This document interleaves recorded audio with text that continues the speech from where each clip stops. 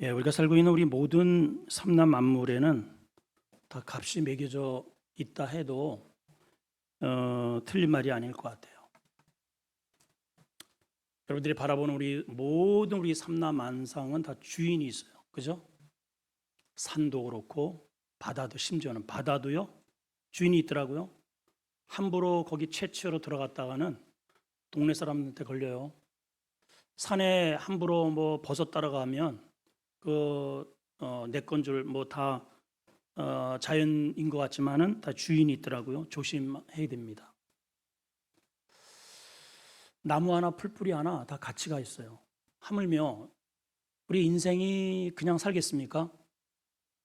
나를 평가하는 우리 가족도 있고 공동체도 있지만 나를 이 땅에 보내신 하나님이 나의 가치를 매기십니다.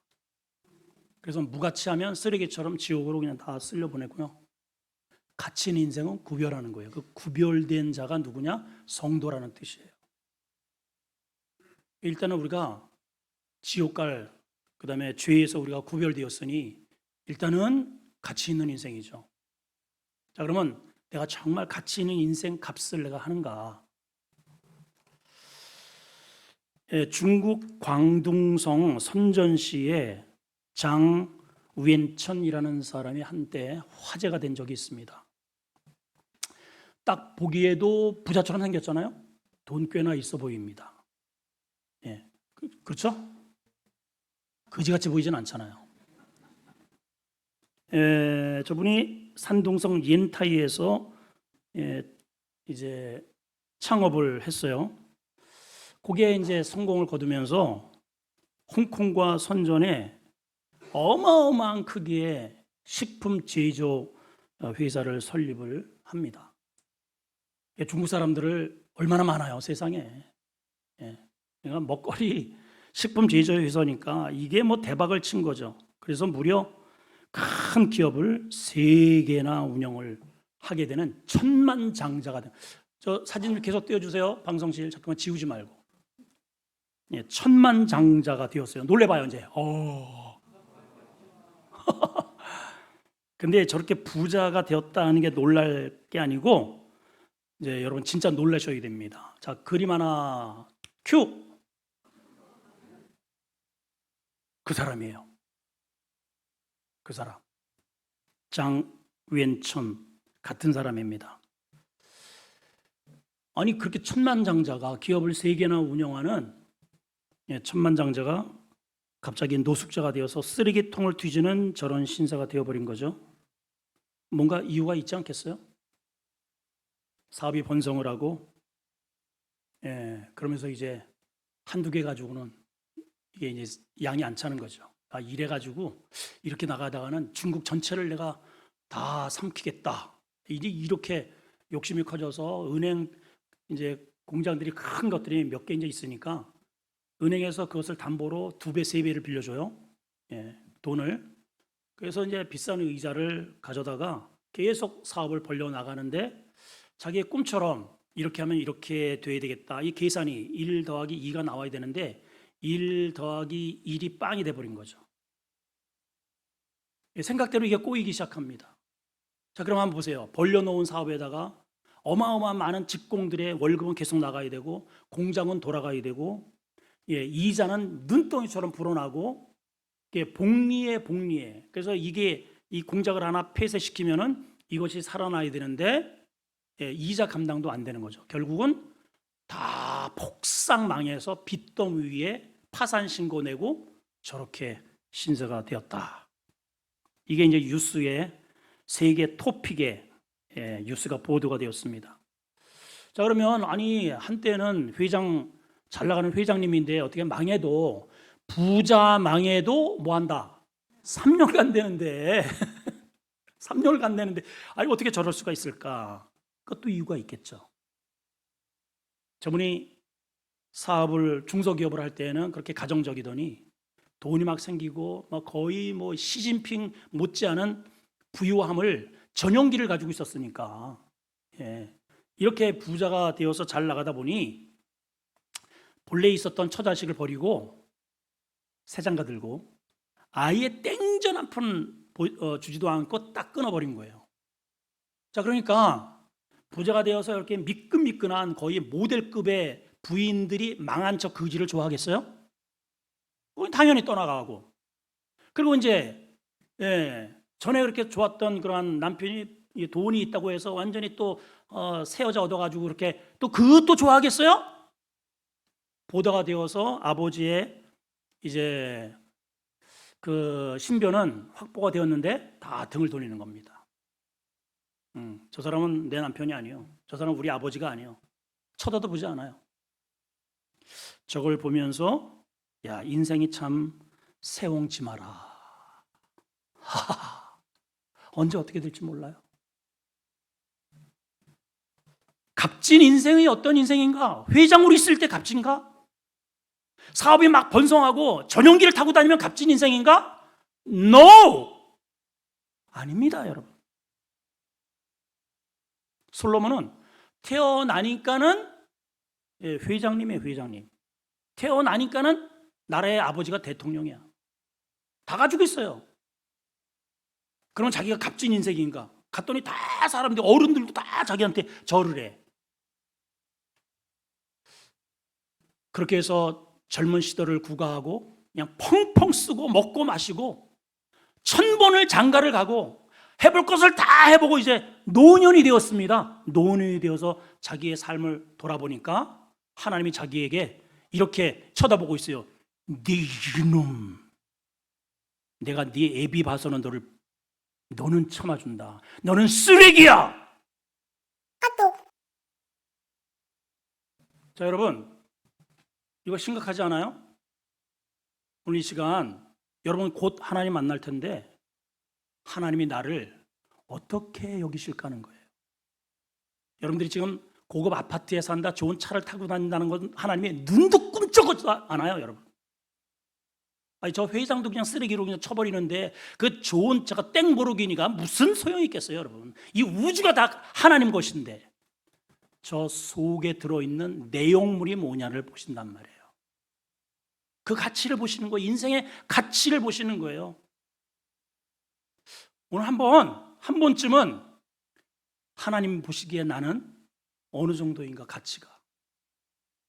여러분 한번 생각해 보셨으면 좋겠어요. 그냥 교회 다니는 게 아니에요, 여러분. 교회 다닌다고 내가 하나님의 백성 똑같지 않아요. 분명히 하나님은 나를 평가하신다는 거지. 왜냐? 그분이 나를 이 땅에 보내신 나의 주인이기 때문에 그렇습니다. 자, 솔로몬은 너무너무 후회가 많아요.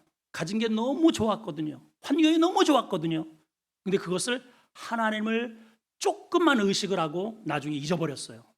그리고 노년이 되어서 돌아보니 하나님은 만나야 될 텐데 이대로 만났다가는 큰일 나겠기에 급하게 붓을 들어서 얘들아, 너희들 이렇게 살면 나처럼 돼 라고 쓴 게 전도서입니다. 오늘 이 말씀은 그래서 우리한테 주는 메시지가 강렬합니다.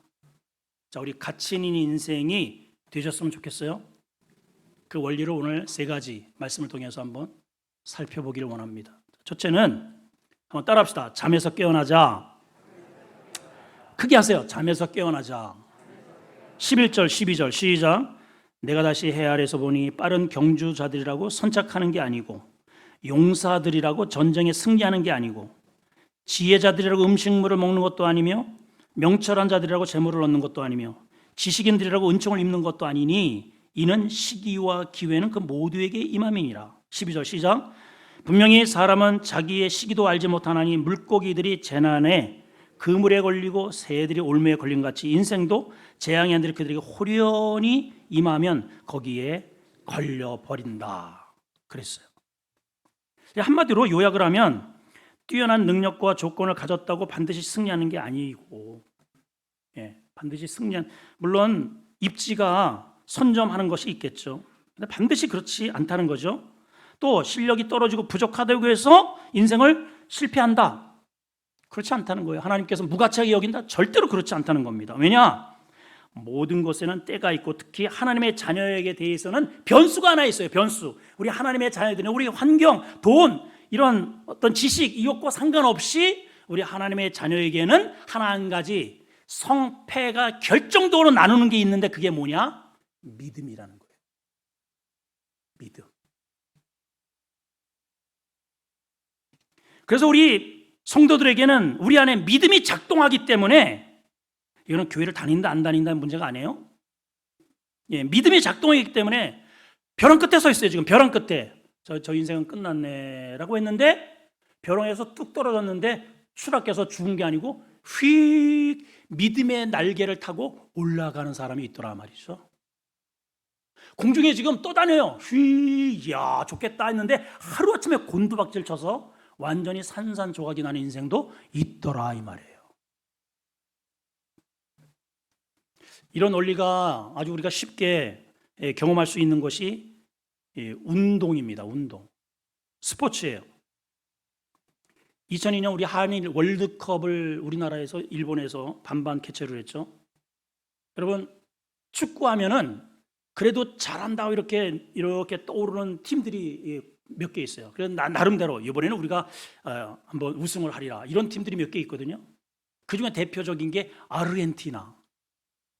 거기 펠레가 있었고, 예, 지금도 그 메시라고 하는 이 친구는요, 예, 하여튼 어마어마해요. 키는 착탈만한데, 예, 뭐 돈을 어마어마하게 법니다. 예, 우승 후보예요. 프랑스 못지 않아요. 포르투갈 지금도 세계 8위입니다. 우리나라는 30권 밖이에요. 근데 이 팀들이 예선에서 떨어질 줄 누가 알았겠어요, 세상에.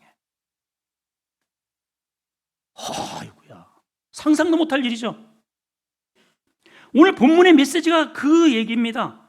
빠른 경주자라고 선착하게 먼저 가는 게 아니고, 용사라고 해서 꼭 전쟁에 이기는 게 아니고, 똑똑하다고 재물 얻는 게 아니고, 지식인이라고 은총을 입는 게 아니다.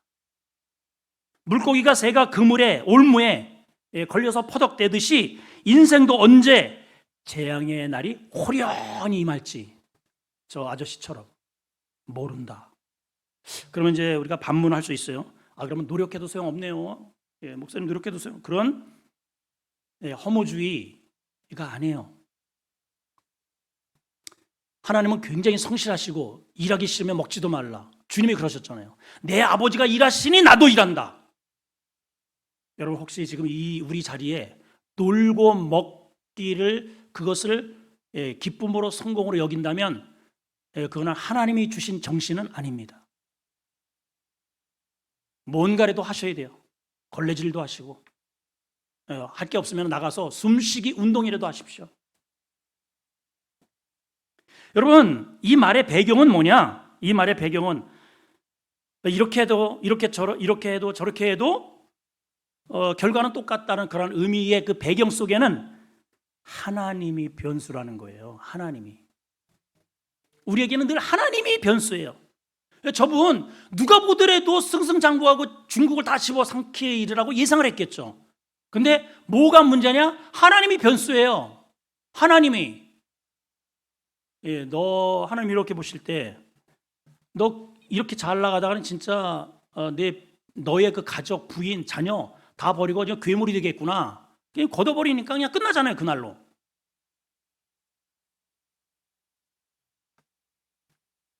이 본문 속에 은총이라는 단어가 나오고 재앙이라는 단어가 나오죠. 이 은총과 재앙은 전적인 하나님의 주권에 있는 거예요. 하나님의 은총을 베푸실 자에게 은총을 주시고 재앙을 베푸실 자에게는 하나님께서 정확하게 찾아서 재앙을 때리신단 말이죠. 이거 하나님의 영역입니다. 그러므로 가졌다고 교만할 것도 없고 내가 부족하다고 낙심할 게 없어요, 여러분. 아멘이죠? 매 순간 우리는 최선을 다해서 늘 하나님 믿는 신앙을 가지고 내게 주신 분복을 최선을 다해서 할 때 그 결과는 하나님이 은총 주실 자에게 은총을 주신다는 겁니다. 아멘이죠? 마태복음 24장 42절에도 주님께서 이와 유사한 말씀을 해놓으셨어요. 읽어봅시다. 이거는 예수님이 직접 하신 말씀입니다. 시작. 그러므로 뭐하라? 깨어있으라. 지금 다 잠잔다는 얘기인가요? 맞습니다, 여러분. 예, 영적으로 보면 다 잠을 자고 있다는 거예요. 깨어나라는 거예요.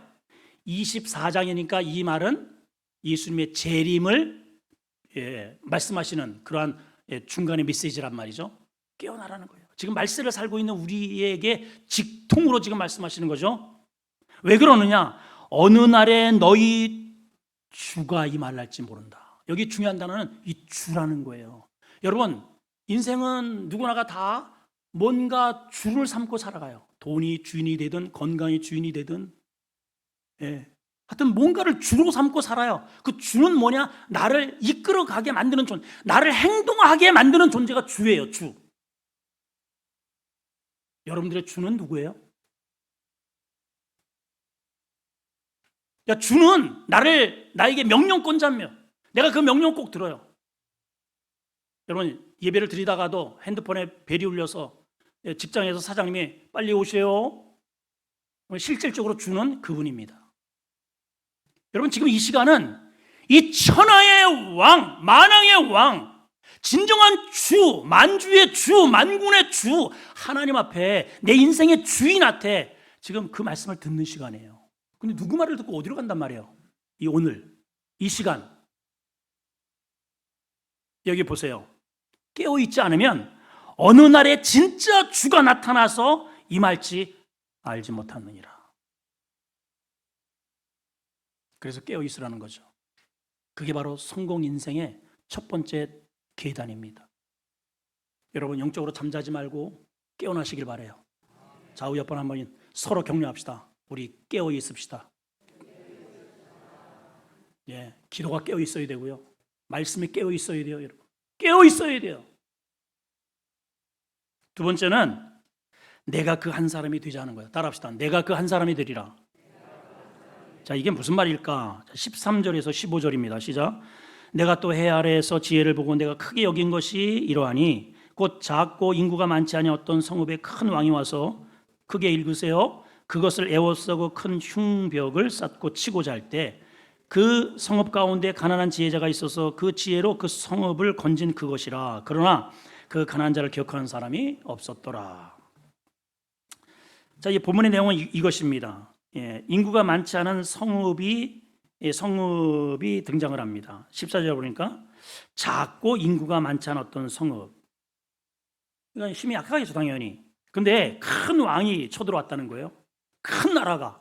당연히 대군이겠고 무기도 강력하겠죠. 쳐들어왔으면 이거 백발백중, 이거는 뭐 패배죠. 초토화되는 겁니다. 그럼 빨리 얼른 나가서 항복을 하든지, 뭐 아니면 성을 버리고 도망가든지, 이거 싸우면은 100% 이거는 100전 100패. 그런데 변수가 하나 있단 말이죠. 분명히 힘도 약해요. 군사들도 뭐 당연히 미약하겠죠. 무기도 변변치 않습니다. 저쪽에서는 대군이 지금 밀려옵니다. 자, 그런데 그 성읍에 누가 있느냐? 지혜자가 있더라, 이 말이에요. 근데 이 지혜자를 일컬어서 뭐라고 수식어를 앞에 붙여놨냐면은 가난한 지혜자. 이 사람은 이렇게 별반 어떠한 가난하다는 의미 속에는 별반 교육을 잘 받지 못했다는 것이. 사람들이 잘 알아주지도 않아요. 이러한 지혜자가 있다는 거예요. 그런데 놀랍게도 이 지혜자가 어떠한 지혜를 발휘해서 그 대군을 이게 화살 하나 쏘지 않고 어쨌든 이겨서 그 성읍을 건졌다는 거예요. 그러니까 이 대군보다 강력한 무기와 군사의 숫자보다 뭐가 중요하다? 지혜가 그만큼 중요하다는 거죠. 지혜가. 그 지혜는 어디에서 나오느냐? 하나님께 나오는 거예요. 자, 이 말을 지금 누가 하고 있어요? 하나님으로부터 지혜를 받은 솔로몬의 글이에요, 지금. 근데 인생을 그렇게 뛰어난 지혜를 하나님께 주셨는데 초기에는 그 지혜를 가지고 하나님의 영광을, 대군을, 어둠의 세력을 물리쳤는데 이게 이제 중반쯤에 이게 해가닥 해가지고 그 엄청난 좋은 지혜를 쾌락과 음란과 세상적으로 잘못 사용을 해서 늙음하게 정신을 차려보니 지금 바깥에 대군들이, 어둠의 적들이 자기를 빙 둘러쳐서 하나님은 자신을 바라보면서 네 이놈 하더라 말이죠. 여러분, 세계 역사 속에 이런 일이 비일비재합니다. 자, 좀 멀리 좀 이제 한번 추적을 한번 멀리서부터 가보면 삼국지에 나오는 유비 관우 장군, 장군? 이 유비 관우 장비 이 중에서 유비의 그 아주 탁월한 척사가 있었죠. 누구예요? 제갈공명. 우리나라에 또 하여튼 유튜브는 나의 목자시니 내가 부족함이 없으리로다. 그 유튜브 보면 다 나와. 저도 이제 검색을 해봤더니 제갈공명의 지금식의 이 IQ를 이렇게 해보면 170대래요. 이야, 150만 대도 천재인데 천재야 이 사람. 그래서 자기와 비슷한 사람의 그러한 사람을 한 명 알아서 이제 자기 주군에게 데리고 왔어요. 주군, 저와 비슷한 아주 뛰어난 척사의 일을 해줄 겁니다. 그래서 이제 데려왔어요.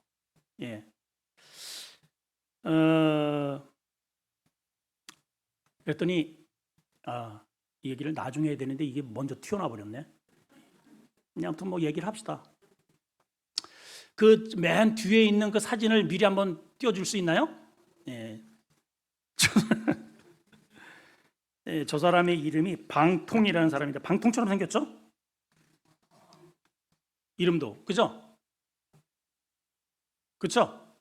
근데 이제 유비가 저 인물을 이렇게 딱 보고 너무 못생겼거든요. 목소리도 이렇게 막 간신처럼 이렇게 나오고 별로 이렇게 볼품이 없어. 그래서 저 시골 변방에 그냥 관료로 그렇게 임명을 합니다.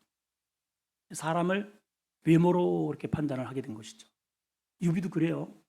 자, 아무튼 그 제갈공명의 적벽대전이라는 게 유명합니다.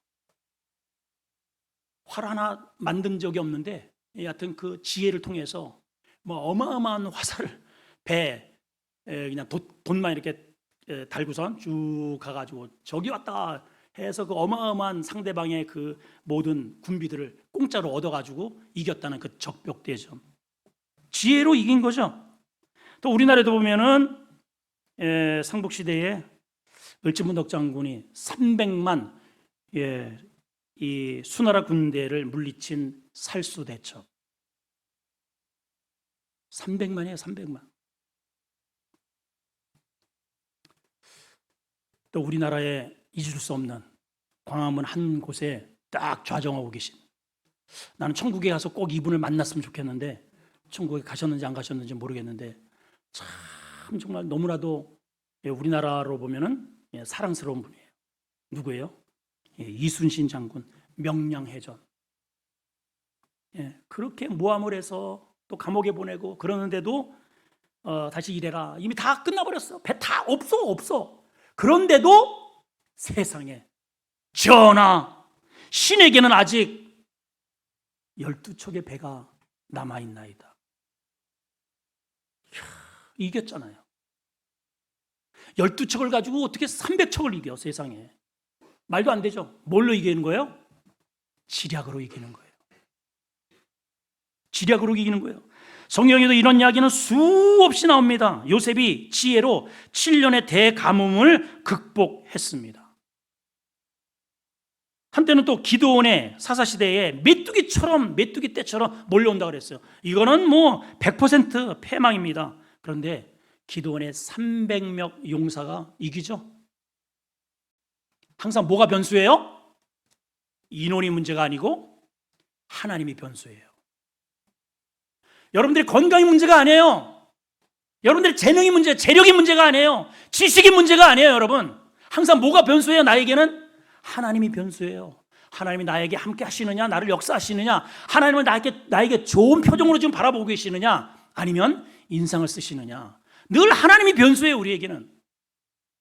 여러분들 하나님과 화목하시길 바라요. 하나님과 거리를 둔 사람 치고 절대로 성공한 사람을 동서고금 역사 속에 본 바가 없어요. 히스기야의 왕의 경우도 그렇잖아요. 저 밑에서 용봉들이 쳐들어올까 봐 아예 저 밑으로 내려가 가지고 애굽의 변방을 그냥 다 아주 막아버렸습니다. 그리고 사방에서 밀려와서 성 하나 덩그러니 남아 있습니다. 15만 5천 명이에요, 여러분. 무려 이 조그만 성에 포위 겹겹이 그들이 이제 축제의 잔을 벌립니다. 내일이면 저것들 이제 끝난다. 저 어디로 가나 저것들. 잔치 벌리고 난리에 쳤어요. 100% 이거는 뭐 100% 지는 겁니다. 근데 항상 뭐가 변수다? 하나님이 변수예요. 하나님. 그 밤에 히스기야가 하나님 앞에 무릎 꿇고 하나님과 결판을 냅니다. 하나님, 이 밤이 오늘 우리에게 마지막 밤일 줄 모르겠는데 하나님 역사하옵소서. 하나님이 변수입니다.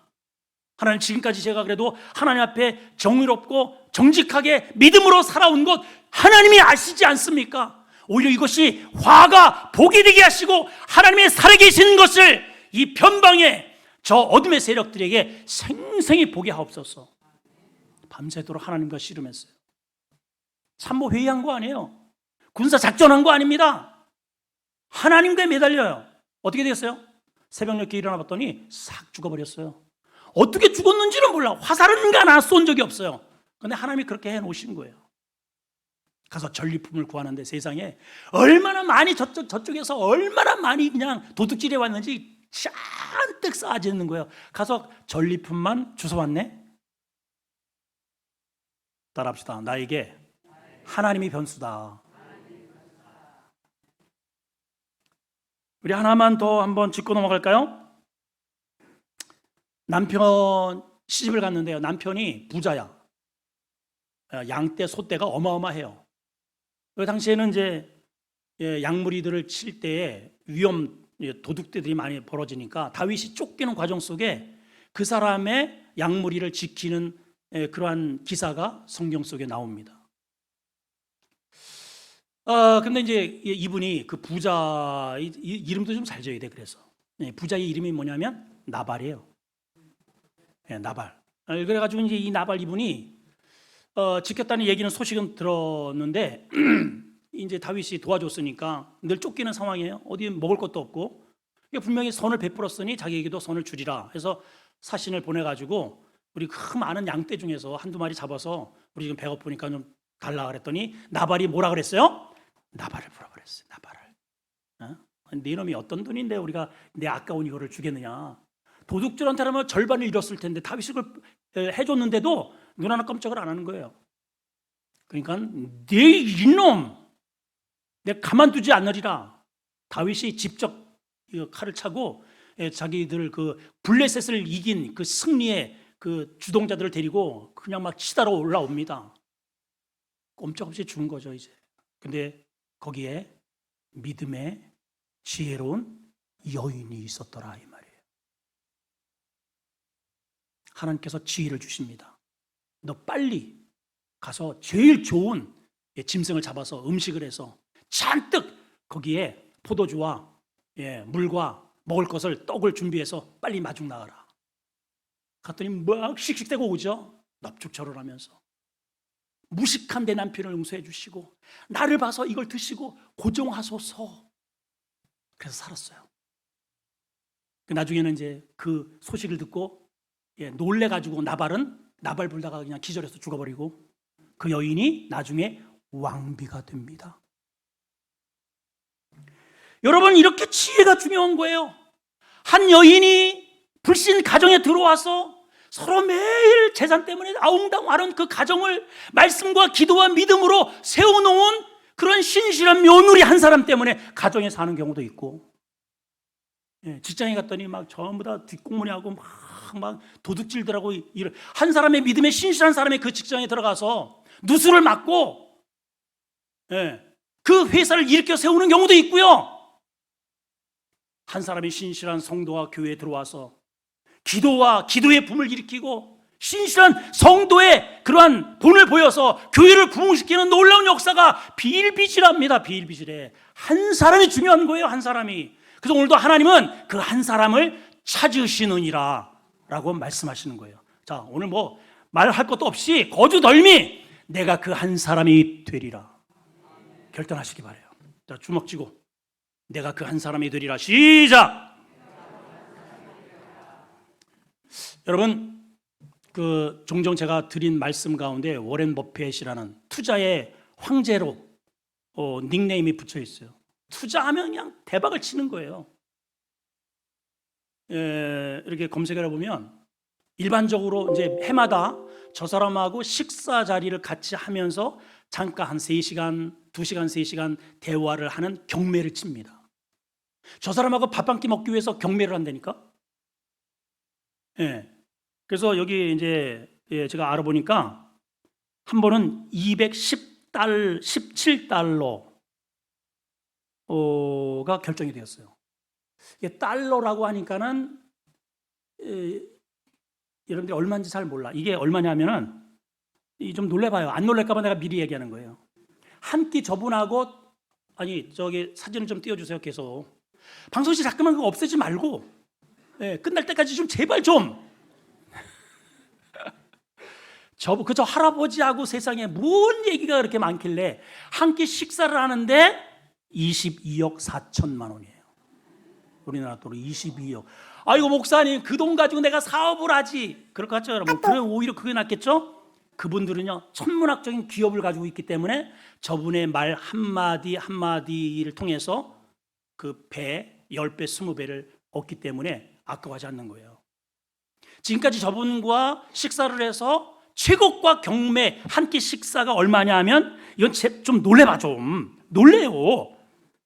350만 달러 350달러 이게 우리나라 돈으로 환산하니까 42억 정도가 돼요. 42억. 이게 이제 그 당시에는 달러가 1,100원 200원대니까 이게 지금 2012년 기준이에요. 지금 1달러에 얼마예요? 1,400원이에요. 지금 오늘날 지금으로 보면은 거의 한 70억 가까운 돈을 한 끼 밥을 주고 무슨 얘기를 듣고 싶은 거예요. 그만큼 저 사람의 가치가 높은 거죠. 그 말 한마디 한마디가 사업의 생사를 가른다 이 말이에요. 저분의 가치보다 더 높은 가치가 누군지 아세요? 예수 그리스도의 말씀이에요. 여러분 왜 무시하세요? 왜 무시하시냐고. 그분의 말씀대로 우리가 살잖아요. 영생 얻어요. 마귀 이겨요. 승리의 삶을 살아요. 영생 얻어요. 영생. 왜 말 안 들어요? 왜 말 안 들어요 여러분? 절대로 그분은 무시할 수 있는 그분 말이 아니에요. 저분 말 그 한마디 듣고 싶어서 수십억을 들이잖아. 그래서 제가 이제 또 알아봤어요. 도대체 무슨 말을 들었을까 저 양반 도대체. 그게 보면 또 다 나와. 우리는 저분하고 22억을 안 내도 저분이 무슨 말을 했는지 다 알 수 있어요. 그거를 여러분한테 공개합니다. 개봉 막두 눈을 동그랗게 뜨시고 이거 22억짜리예요 이거. 6가지를 얘기를 하는데요. 첫째, 자신을 행운아로 생각해라. 이 아멘 안 하잖아. 내가 무슨 행운아 내가 다 늙어 빠졌는데 이제 죽을 날이 가까웠는데 여러분 이 자리에 있는 게 행운하고요. 우리 대한민국 백성이라는 게 행운하고요.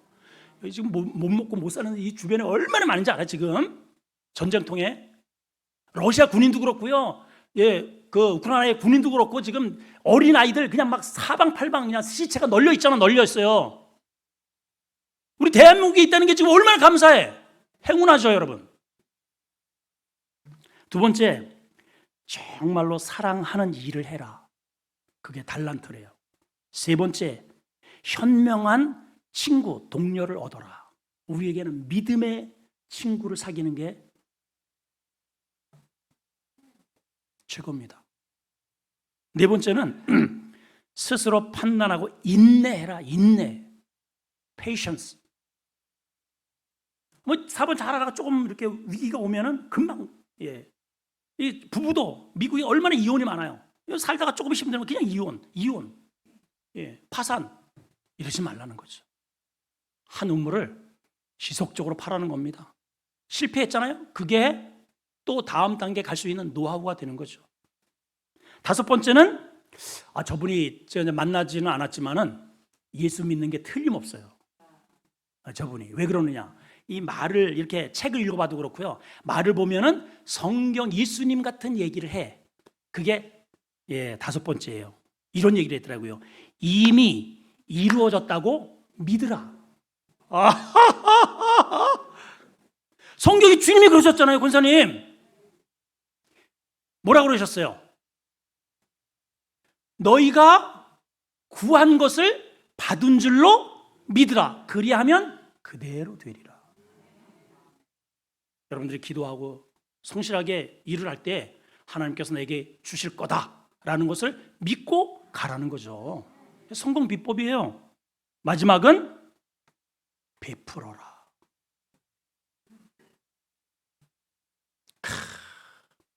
성경적이에요. 성경적이에요. 돈을 벌려고 지금 저 사람을 찾아가는 거거든요. 예, 근데 돈을 벌려면 베풀어라. 베풀어라. 묻지 말라는 거죠. 내가 베풀어야 할 대상이냐 아니냐 이런 거 묻지 말고 그냥 언제 그 사람이 나한테 어떤 경우에 막다트릴지 모른다는 거예요. 예수님 같은 말씀이에요. 그래서 이 지구상에 지금 제일 비싼 가치를 가진 인물이 되었어요. 여러분, 저 정도는 아닐지라도 내가 가정에 내가 있으므로 우리 가정이 행복하고, 우리 목장에 내가 있으므로 목장 예배가 신명나고, 우리 교회에 우리 여전도에 남존는 내가 있으므로, 우리 직장에 내가 있으므로 내가 그 한 사람이 되리라. 가치 있는 인생의 비결입니다. 근데 개 중에는 저 사람, 그 사람 나와요? 나온다. 다음에 갈게요. 왠지 까칠하고 부담스럽고 말은 무성한데 책임은 안 지고 곤란합니다.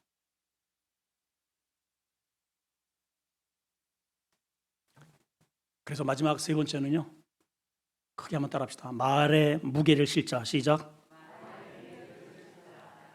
자, 15절 후반부터 18절까지 읽습니다. 시작. 그러나 그 가난한 자를 기억하는 사람이 없었도다. 이 가난한 자는 왜 기억을 안 할까요? 가난하니까. 무시해버리는 거예요. 그 가치를 모르는 거죠. 16절 시작. 그러므로 내가 이르기를 지혜가 뭐보다 낫다? 힘보다 낫고 가난한 자의 지혜가 멸시를 받고 그 말들을 듣지 않는다. 여러분, 지혜의 말에 귀를 기울일 수 있어야 합니다. 예수님의 말씀에 귀를 기울일 수 있어야 돼요. 자, 17절 아주 굉장히 중요한 말인데 시작. 조용히 들리는 지혜자의 말들이 우매한 자들을 다스리는 자의 뭐보다? 호령보다 나으니라. 지혜가 무기보다 나으니라. 우리나라의 속담 가운데에 무슨 말이 있어요? 목소리 큰 사람이 이긴다. 제가 그래서 오늘 요 말씀, 조용히 들리는 지혜자의 말들이 우매한 자들의 호령보다 낫다.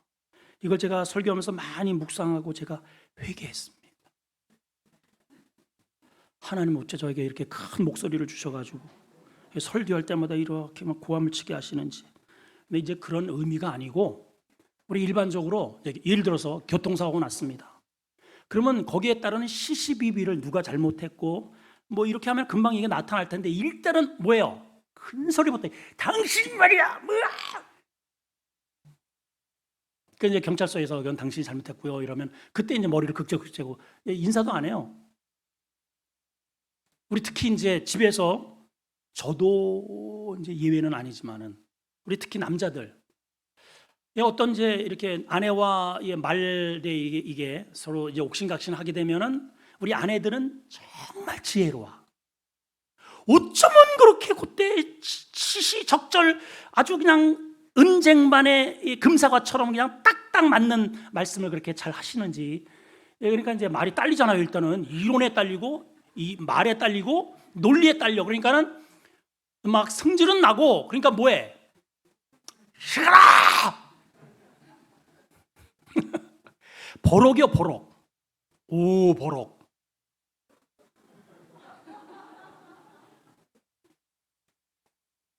그럼 버럭해서 그게 이긴 거냐? 아니라는 거죠. 아니, 버럭해가지고 소리 지르고 뭔가를 집어 던지고 부셔버리면은 그러면 가정이 평안하고 뭔가 돼야 되는데 마귀가 역사합니다. 솔로몬도 많이 해본 것 같아요. 그래서 오늘 이 말을 해놨어요. 조용히 들리는 지혜자의 말들이. 저희 아버님이 제가 겨우 이제 하여튼 암 때문에 구원을 받으시고 돌아가시긴 했지만은 제가 정말 존경하는 게 한 가지 떠오르는 게 뭐냐면 절대로 우리 어머니는 조금 이제 소리가 커요. 제가 그 유전인자를 조금 받은 것 같아요. 내가 아버지 거를 좀 받았어야 되는데 우리 아버님은요 누가 잘못을 했어. 그러면 딱 앉혀놓고 자근자근 초등학교도 안 나오신 분입니다. 우리 아버지는. 그런데도 어쩌면 그렇게 설득력이 있으신지 내가 이렇고 그건 네가 잘못이지 이렇게 그렇게 할 경우에는 아버지 엄마 또 우리 가족들이 얼마나 힘들지 이렇게 하지 그러면요 우리 형 누나들이 펑펑 웁니다. 제가 한두 번 본 게 아니에요. 절대로 큰 소리 치지 않아요. 그렇게 훈련을 자식들을 그렇게 하시더라고요. 이 말을 들어보니까 다 그래요. 이게 집에서 고함치는 남자들이요. 근데 이제 점점 나이가 되잖아. 역전이 돼요. 여자들이 커. 회개할지어다. 지혜가 무기보다 나으니 우리가 살아가는 데 있어서 주먹이 아니고 목소리가 아니고 큰 소리가 아니라 하나님이 주시는 지혜의 가치가 그만큼 소중하다는 거예요. 그 사람이 가치 있는 인생이더라.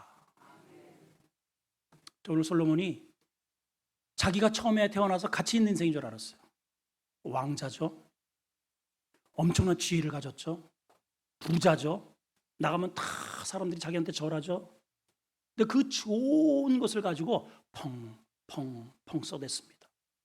그리고 나이가 들었어요. 하나님을 이제 만나야 되는데 아까도 말씀드렸지만 하나님이 슉슉대고 계셔요. 네 이놈, 너는 쓰레기야 쓰레기. 유배기지. 너는 쓰레기통이야. 내가 네 아비를 봐서 너는 내가 참아. 내가 너한테 얼마나 좋은 것을 주었니? 그 뛰어난 나의 지혜를 너에게 부어주었고 아버지가 이룬 그 어마어마한 나라를 너에게 송두리째 주었고 대소신료들을 너한테 주었는데 그것 가지고 너 뭐 했느냐? 하여튼 나라에요. 하여튼 미끈미끈한 여자들은 다 1000명을 데려다가 그 흰놈의 골짜기, 무슨 놈의 골짜기? 그 흰놈의 골짜기가 흰놈이에요. 그 흰놈의 골짜기 그 건너편에다가 그 얼마나 또 애교 덩어리예요. 솔로몬 나 산당 하나 찾죠. 거기다 딱 서주고 너 뭐 섬겼는데 나 밀검 섬겼어. 나 금어스 섬겼어. 온통 우상들 다 갖다 놓고 그렇게 해버렸네요. 자기 힘이 있으니까. 하나님이 주시는 그 힘과 권력을 그딴 데 쓴 거예요. 여러분 지금 여러분들에게 힘이 있어요. 이 앉아있는 힘이 있잖아요. 먹을 수 있는 힘이 있잖아요. 여러분 어디에 쓰고 계셔요? 그렇게 쓰고 나서 이제 하나님 만날 노년이 되다 보니까 정신이 번쩍 든 겁니다. 내가 그동안에 영적인 잠에 취해 있었구나. 하나님께서 나 한 사람 우리 아버지에게 그렇게 은혜를 주셔서 그것을 고스란히 나한테 물려줬는데 내가 나라를 망쳐버리는 일을 했구나. 그리고 마지막에 그 지혜를 발동해서 우리 자손들은 이렇게 살지 말아라 하고 글을 남긴 게 전도서입니다. 우리는 오늘 그것을 한 토막 읽었어요. 가치 있는 인생이 뭐예요? 깨어 있어야 됩니다.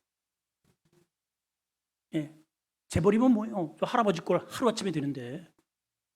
그리고 아비가일처럼 가정을 살리는 지혜로운, 교회를 살리는, 하나님을 신실하게 믿는 지혜로운 자가 되시고.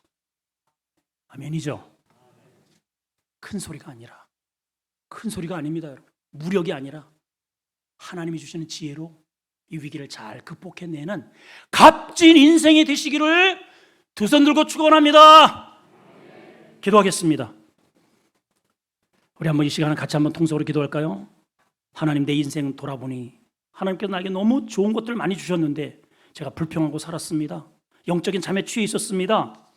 하나님, 내가 소속된 우리 가정, 우리 교회, 나로 인해서 어떠한 반응이 일어나는지 나의 가치는 어떠한지, 사람들이 날 좋아하는지, 배척하는지 하나님 아리송합니다. 남은 나의 삶 속에 갇힌 인생이 되게 하옵소서. 자, 우리 한번 주님 한번 외치고, 기회입니다. 기회. 하나님이 주시는 절호의 기회입니다. 또다시 이런 기회는 있지 않을 수도 있어요. 오늘 하나님이 나에게 오신다면 우리 이대로 하나님 만날 준비가 되셨나요? 우리 주님 한번 외치고 하나님 값진 인생으로 주님 만나게 하옵소서. 주님 외치고 동서로 기도합니다. 주여, 하나님께서 주시는 이 귀한 우리의 인생, 우리가 어떻게 살았는지 내 자신을 돌아보기를 원합니다. 하나님, 솔로몬 하나님 어마어마한 것들을 받았습니다. 왕자입니다. 나라를 다 받았습니다. 하나님 부족한 것이 없습니다. 그런데 처음에는 흉내만 내더니 그 다음에는 정욕적으로, 쾌락적으로 하나님 수백 번의 장가를 들면서 우상의 도가니를 만들어 버렸습니다. 하나님이 진노의 얼굴을 바라보면서 붓을 들어 전도서를 써내려갑니다. 인생들아 잠에서 깨어나라. 인생들아 너희는 작은 성에 그 성을 살리는 지혜자가 되거라. 말에 책임을 질 줄 아는 무게 있는 그러한 언어의 사람이 되라. 지혜자가 되라. 우리에게 권면합니다. 하나님 아버지, 우리도 이제 얼마 있으면 하나님만 만날 텐데 이대로 괜찮은지요? 하나님, 내 인생 제대로 살아왔는지요? 하나님, 소리만 버럭버럭 지르는 하나님 깡통 인생은 아닌지요? 오늘 우리 자신들을 돌아보고 하나님 만날 준비하는 지혜로운 우리 성도들이 되게 하여 주시옵소서. 예수님의 이름으로 기도하옵나이다. 아멘. 우리 일어나서 결단의 찬양을 드리겠습니다.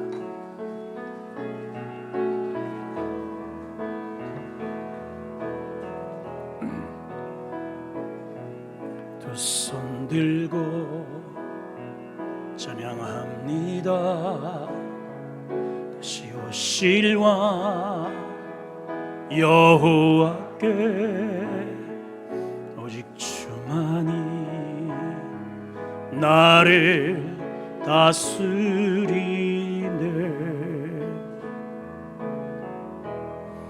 나 주님만을 섬기리.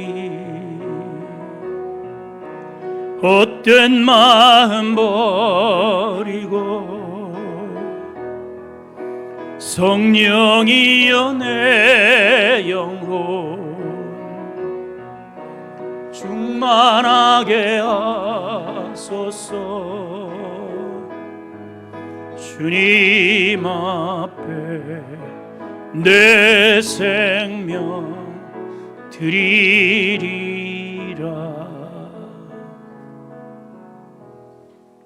이제는 우리 주 예수 그리스도의 은혜와 하나님의 사랑과 성령의 교통하심이 영적 잠에서 깨어나리라. 내가 우리 가정에, 우리 교회에, 우리 사회에 정말 하나님의 기뻐하시는 그 한 존재가 되리라. 지혜를 발동하여 목소리만 큰 무가찬 인생이 아니고 가치 인생이 되리라고 결단하고 돌아가는 우리 모든 성도들 머리 위에 이제로부터 영원토록 함께 있을지어다. 은혜 주시고 역사하시고 기름 부으시고 주시옵소서.